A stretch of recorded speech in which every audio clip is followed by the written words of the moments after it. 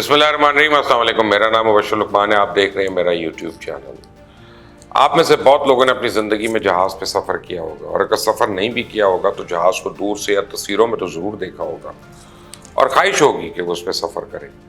لیکن ہمارے یہاں لوگوں کو جہازوں کے بارے میں کئی اہم معلومات ہیں جن کا علم ہی نہیں ہے۔ جس کی ایک مثال یہ ہے کہ آپ میں سے کسی نے جہاز کو دیکھ کے یہ سوچا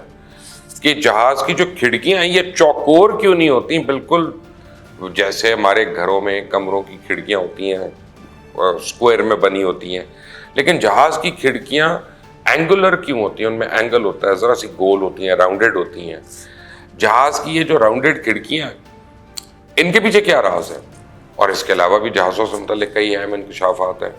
جب سے پہلے تو آپ نے نہیں سنے ہوں گے، تو میں آپ کو آج اس ویڈیو میں بتاؤں گا۔ لیکن اس سے پہلے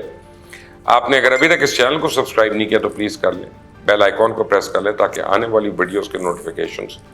آپ کو بر وقت ملتے رہیں۔ آپ نے نوٹ کیا ہوگا کہ کاروں میں، بسوں میں، ریل گاڑیوں میں ڈیزائن میں آئے روز ہر روز کوئی نہ کوئی تبدیلی ضرور ہوتی ہے، کوئی چینج ہوتی ہے، لیکن جہازوں کے ڈیزائن میں ایسی کوئی خاص تبدیلی نہیں دیکھنے کو ملتی۔ حالانکہ یہ جہاز کوئی ایک کمپنی تو نہیں بناتی، بلکہ مختلف کمپنیز ہیں جو اپنے اپنے جہاز بناتی ہیں، اور ان کی کوالٹی مختلف ہوتی ہے، لیکن ان میں کئی پرزے سامان اور ڈیزائن جو ہیں وہ یونیورسل ہوتے ہیں، ایک جیسے ہوتے ہیں۔ کسی بھی کمپنی کے جہاز کو دیکھ لیں، کسی بھی ملک کے جہاز کو دیکھ لیں،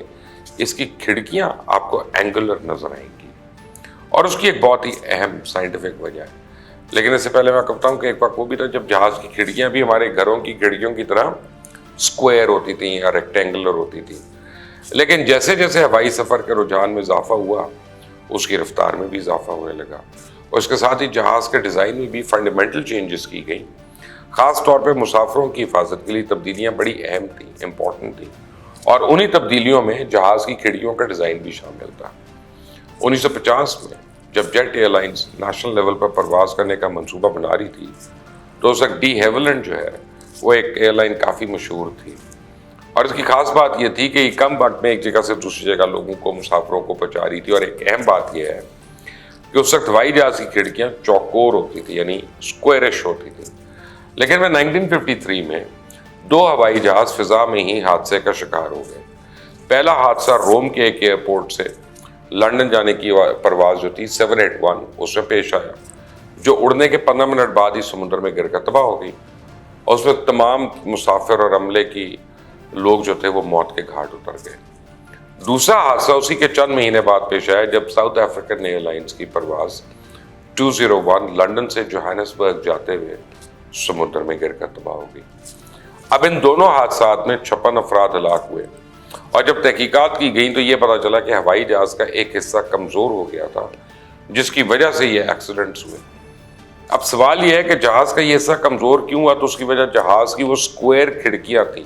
جی وہی اسکوائر کھڑکیاں، اور جن کی وجہ سے کہتے ہیں یہ 2 جہاز کریش ہو گئے۔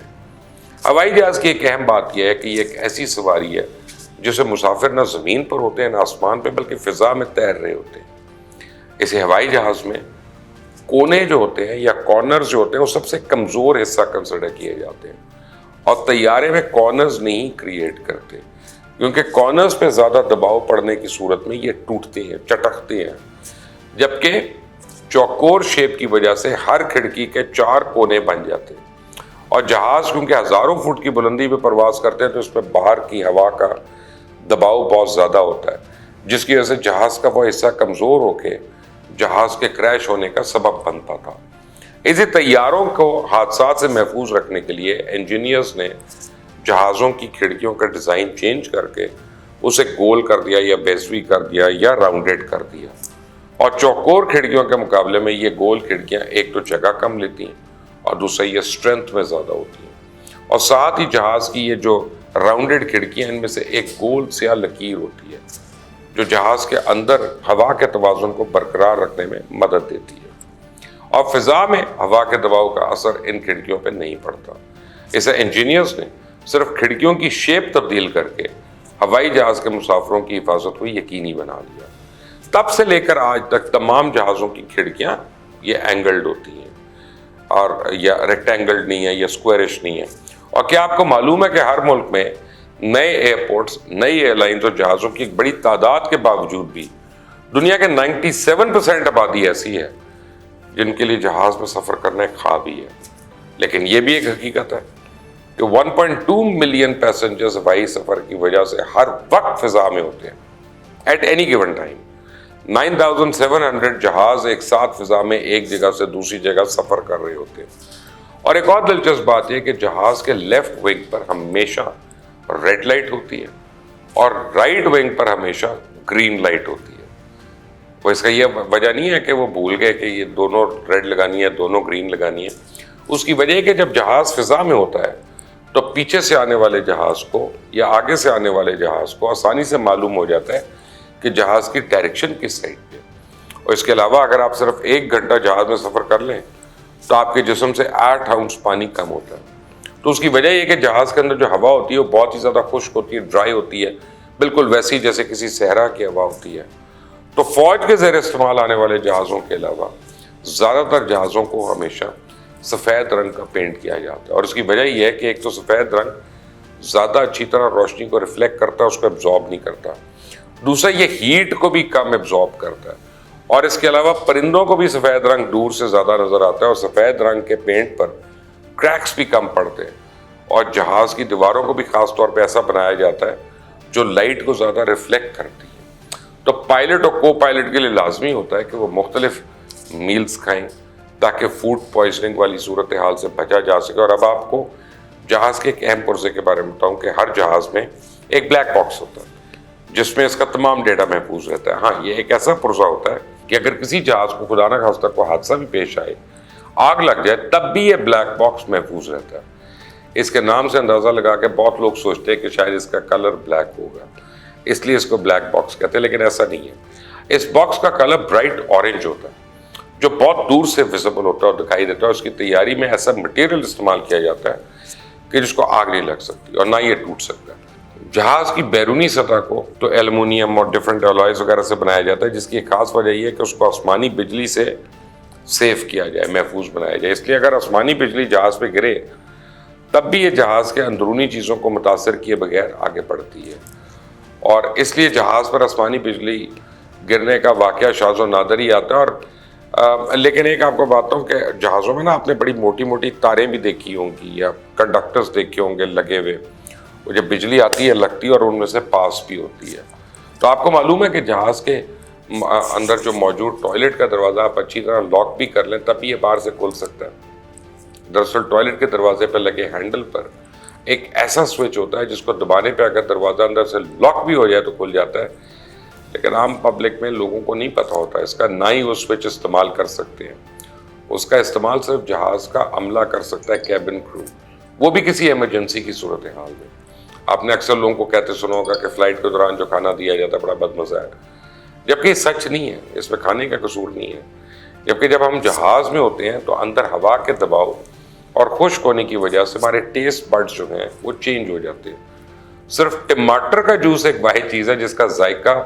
زیادہ تر انسانوں کو ٹھیک محسوس ہوتا ہے، اور کمرشل استعمال کے لیے زیادہ تر بوئنگ 747 کا استعمال کیا گیا۔ اب تو ریپلیسمنٹس بھی آ گئی، اس کی وجہ یہ ہے کہ یہ ہائیبرڈ طیاروں سے بھی زیادہ فیول ایفیشنٹ تھا اپنے زمانے میں، جیسے 777 ہے یا ایئر بس اب آ گئی، اور 10-10 گھنٹے کی فلائٹس میں یہ صرف چند ہزار گیلن فیول استعمال کرتا تھا۔ ہوائی جہاز میں 2 انجن لگائے جاتے ہیں، لیکن جتنے بھی کمرشل جہاز ہیں وہ ایک انجن سے بھی سیفلی اڑ سکتے ہیں، اور ان کو ایک انجن پہ اڑایا جا سکتا ہے اگر کوئی خدا نہ خواستہ ایمرجنسی ہو جائے، کچھ ہو جائے، اور ایک انجن پر اڑنے میں ان جہازوں کو کوئی خطرہ نہیں ہے۔ ہوائی جہاز کے ٹائرز جو ہیں وہ 38 ٹنز تک وزن اٹھانے کی صلاحیت رکھتے ہیں، اور یہ جہاز کو بیلنس بھی رکھتے ہیں۔ جہاز جب زمین پہ اترتا ہے تو اس کی رفتار جو ہے، ایک ایوریج میں بات کر رہا ہوں، وہ 170 میل فی گھنٹہ ہوتی ہے، اور اترتے وقت ٹائر بڑی تیزی سے زمین پہ ٹکراتے ہیں، پھر بھی ان کو کچھ نہیں ہوتا۔ اور ایک آخری بات آپ کو بتاؤں، آج کے جب رات کو کبھی جہاز ایئرپورٹ پہ اترتا ہے تو عملہ مسافروں کو اترنے سے پہلے جہاز کے اندر کی روشنی کم کر دیتے ہیں۔ اس کی ایک خاص وجہ یہ ہے کہ تاکہ جب مسافر جہاز سے نکل کر باہر جائیں تو ان کو باہر کی روشنی دیکھنے میں کوئی مشکل نہ ہو۔ اور یہ تمام معلومات ہیں جو جہاز پر سفر کرنے والوں کو اکثر معلوم نہیں ہوتی، لیکن ان کا جاننا ضروری ہوتا ہے تاکہ ہوائی سفر کو لے کر لوگوں کے ذہن میں جو ڈر اور خدشات ہوتے ہیں ان کو دور کیا جائے۔ میں تو آپ کو بتاؤں کہ مجھے بڑی خوشی ہوگی، پاکستان میں وہ کلچر نہیں ہے، کیونکہ ہماری سول ایویشن جو ہے وہ بس اللہ تعالیٰ ان کو ہدایت دے، کیونکہ ہم لوگ تو نہیں ان کو سمجھا سکتے۔ تو اگر پاکستان میں پرائیویٹلی لوگ فلائنگ کرنا شروع کر دیں، ان کو پتہ چلے کہ کتنا خوبصورت فیلڈ ہے اور اس کے کتنا اس کا ایک اپنا ہی یہ انسان کو جو ہے نا اس کے اندر آپ سمجھیں کہ مزہ ہے جو آپ کو کہیں پہ نہیں ہوگا۔ اس کی خاص وجہ آپ کو بتاتا ہوں کہ دنیا کی واحد فورس جو ہے جو ہم فزیکلی فیل کرتے ہیں وہ فورس آف گریوٹی ہے، اور جب آپ فلائنگ کرتے ہیں تو آپ گریوٹی کو ڈیفائی کر رہے ہوتے ہیں۔ کتنی بڑی فیلنگ ہے، سوچئے گا اس بات کو۔ اگلی بار کسی پرائیویٹ جہاز کو یا ایئر پلین میں جا کے کوشش کریں، دیکھیں اگر آپ کو جب آپ فلائی کرتے ہیں اور آپ کے اوپر آپ کو یعنی سارے جو لینڈ مارکس ہیں وہ آپ کو نظر آ رہے ہوں اور آپ ان کو آئیڈینٹیفائی کر رہے ہو تو آپ فلائی کر سکتے ہیں، ٹرسٹ می۔ جن کو نہیں نظر آتے ان کی آنکھیں آپ سمجھے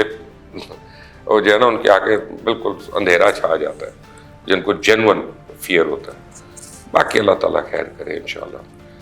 I hope every flight is a safe flight and every flight has a safe landing. اللہ حافظ۔